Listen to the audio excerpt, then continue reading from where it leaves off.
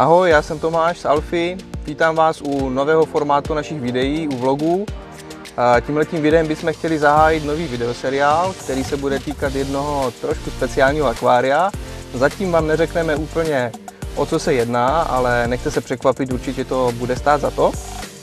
A co se bude dít v tomhletom videu je, že za chviličku vyrazíme pro samotné akvárium, o které se bude jednat. Na místě si řekneme, co udělat pro to, abyste akvárium dovezli pouze v jednom kuse, což předpokládám všichni chceme. Potom, jakmile ho dovezeme na místo, tak si řekneme, jak akvárium správně usadit, aby vám dlouhodobě vydrželo, bylo stabilní, jakou koupit skříňku a tak dále.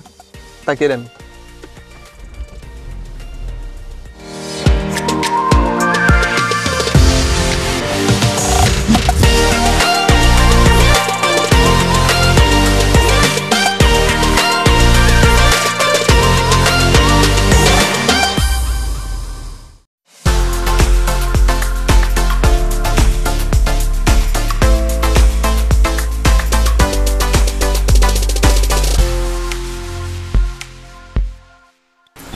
Když si jedete pro akvárium, ať už do akvaristiky, nebo za nějakým známým, nebo jakkoliv, tak myslete na to, ať se vám vleze do auta. Dost často se vám může stát, je to nepříjemné překvapení, že potom přijdete k autu a akvárium tam nedostanete. Většinou bude potřeba sklopit sedačky, pokud si nepovezete nějaké nano nebo něco podobného. A je potřeba myslet na to, aby to akvárium v kufru bylo na nějaké rovné ploše. Aby například nebylo na sedačkách, nekolíbalo se, nebo nebylo na nějaké překážce, aby se vám nestalo, že v průběhu přepravy tím, jak pojedete přes nerovnosti nebo něco, aby neprasklo dno. Když se budeme bavit o tom dál, co je dál potřeba, tak je potřeba, aby se to akvárium pokud možno nehýbalo. Je potřeba myslet na to, že některá místa, kde to může narážet třeba na hranu kufru nebo na sklopené sedačky, tak je potřeba udělat nějakou výstuhu. Můžete vzít normálně deky nebo něco podobného měkkého, co vám v tomhle ohledu poslouží. Proto, aby to akvárium zůstalo stabilní, tak je super tady takovýhle pavouk z gumicuku nebo obyčejné gumicuky, to je celkem jedno, a chytit to na takové ty kotvící body, které v autě pravděpodobně máte, nebo se dá využít nějaký háček na tašku nebo cokoliv. Jenom myslete na to, nějaká kurtna nebo něco podobného úplně není vhodná, nekurtujte to úplně natvrdo, aby to akvárium se trošku houpalo na té podestýlce, na té dece pod tím. Aby když bude příliš utažené, tak potom při nějaké nerovnosti se může stát, že to sklo praskne. Když si budete akvárium kupovat z dobré akvaristiky, tak vám ho takovýmhle nějakým způsobem zabalí. Pojďte se podívat klidně blíž, takhle nějak by to mělo vypadat. Obalí vám to minimálně takovýmhle kartonovým papírem a vystuží vám rožky. Ukážeme si to potom na místě, až budeme akvárium instalovat na skříňku, jak má zhruba vypadat to zabezpečení. Je to nějaká základní ochrana pro to, abyste akvárium nerozbili.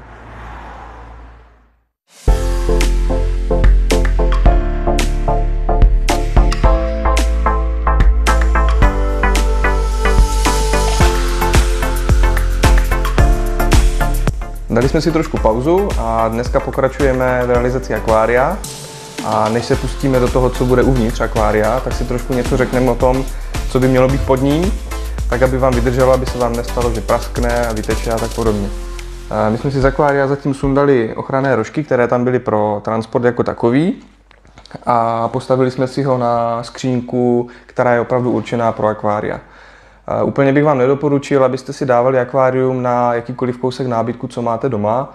Je potřeba počítat s tím, že akvárium má opravdu velmi vysokou hmotnost. Stejně tak je ohledně toho potřeba myslet na to, v jaké části místnosti akvárium máte, a počítat trošku s rozložením hmotnosti jako takové. Na druhou stranu pod akvárko není potřeba stavět nějaké opěrné zdi. Zas tak katastrofální zátěž to není, aby to neudržel odpovídající kousek nábytku. Nejlepší je si koupit opravdu skříňku pod akvárium, máte to bez starostí. Máte jistotu, že výrobce spočítal nosnost té skříňky a můžete si být jistí, že ta skříňka to akvárium unese.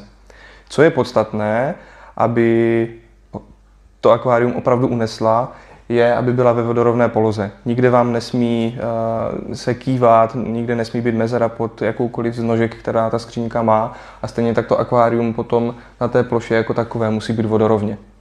Jo, tak aby se nestalo, že bude trošku z kopce nebo něco podobného, aby to zatížení bylo rovnoměrné v celé té ploše té skříňky, aby na jedné straně nebylo v úzovkách těžší a na druhé straně trošku lehčí. Takhle by to vypadat zatím ještě nemělo. Chybí nám mezikus mezi akváriem a skříňkou, K tomu je nejlepší asi použít takovouhle podložku. Úplně nedoporučujeme při realizacích, nebo když se nás ptáte, co si dát pod akvárium, tak nedoporučujeme dávat tam polystyren, protože se vám může stát, respektive nám se to kdysi dávno stalo, že ten polystyren není úplně dokonale rovný. V té ploše je někde širší, někde užší a v momentě, kdy to je jenom třeba o kousek milimetru nebo o pár milimetrů, tak v dlouhodobém zatížení to potom poznat. A zase se vám stane to, že to akvárium v některém místě té skřínky potom působí plnou vahou a v některém zase vůbec. Tohle je klasická podložka pod akvárium, kterou si můžete koupit prakticky v každé akvaristice. V těch standardních rozměrech je většinou mývají skladem, takové ty rozměry 100x40 nebo 100x50, 120 a tak dále. Je to materiál, z kterého se vyrábí i karimatky, takže když budete mít doma starou karimatku, teoreticky se dá použít.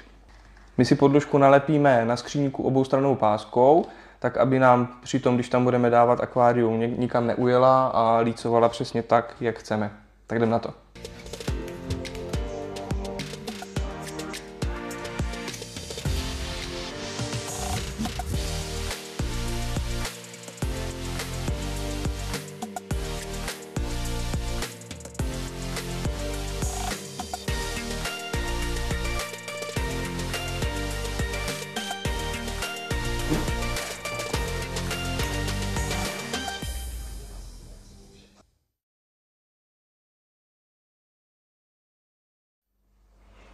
Tak, akvárko už sedí.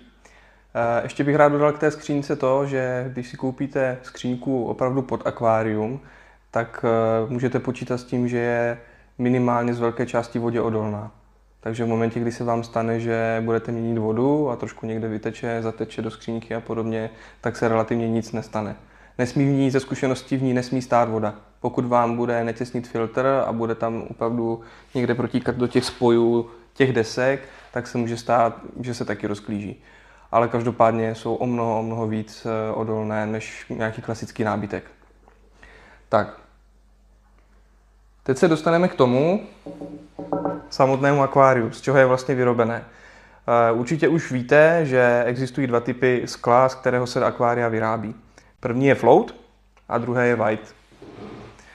Tohleto konkrétně je sklo, které má obchodní název SGS Diamant. Typově je to právě sklo typu white a to se vyznačuje tím, že má daleko menší nádech do zelené než to sklo float. Ten zelený nádech v tom skle, takové to jemné zabarvení toho skla, které je nejvíc vidět jakoby na řezu, je způsobeno oxidy železa, které v tom floatovém skle se standardně vyskytují. V tom whiteovém potom ne. Ty dvě skla se od sebe neliší nějak pevností. Ten rozdíl je skutečně jenom v tom, že tohleto sklo je čistější a na pohled je to hezčí akvárium. Každopádně musíte počítat s tím, že pořizovací náklady jsou daleko vyšší u tohoto typu skla, protože ta výroba je pochopitelně o něco náročnější než u toho skla typu float. Když budete chtít takovéto akvárium, tak vás může vyjít zhruba na 5000 korun. A když jsme porovnávali u takových standardních rozměrů akvárií cenové rozdíly právě akvárií ze skla float a ze skla white, ať už to byly obchodní značky SGS Diamant nebo třeba OptiWhite, které možná znáte více, tak cenově se liší zhruba u SGS Diamant je to nějaký 40% rozdíl, že je SGS Diamant dražší než floatové sklo a u OptiWhite je to až o 70%.